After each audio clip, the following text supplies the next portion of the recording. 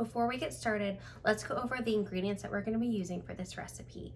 So first we're going to need just about 2 pounds of green seedless grapes. We're going to be using sugar-free jello packets. So I decided I wanted to try a few different flavors, so I got cherry, lime, and orange. We're going to be using some citrus fruit juice. So I have 1 lemon and 1 lime. And then for our supplies, we're going to be using these gallon-size Ziploc bags. We're going to use a colander to rinse our fruit. We're going to have a mixing bowl and a mixing spoon, and then finally a cutting board and a knife. So let's go ahead and get started. Now here, it's always really important to wash your fruit thoroughly to remove any dirt and debris. Once that's done, you want to remove the grapes from the stems. Now we're ready to get the juice from our citrus fruits.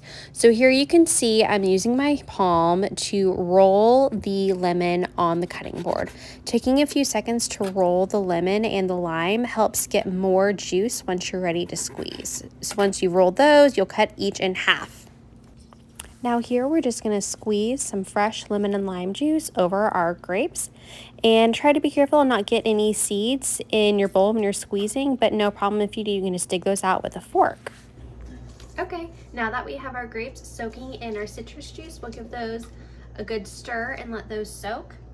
And then we're going to pour 1 packet of jello into an individual gallon bag. So we'll go ahead and do this for each one of our flavors. Just like that. All right, now that we have our flavors into each individual baggie, we can go ahead and spoon some of our grapes into each flavor packet baggie. So you'll just kind of want to divide them accordingly. Since I have 3 different flavors, I'm just going to eyeball it and try to get 1/3 of the grapes total into each baggie. Once you have the grapes in each baggie, you're going to want to close it really well and just give it a nice gentle mix, just like this, because you want to get all the grapes coated as evenly as possible. So go ahead and do this for all 3 of your flavors.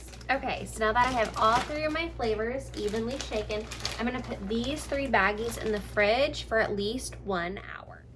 I can't believe how good these look. They are honestly just as good as Sour Patch Kids, but quite a bit healthier. If you wanted, you could also try putting these in the freezer for an even colder, tasty summer treat. Thanks guys so much. I hope you enjoy the recipe.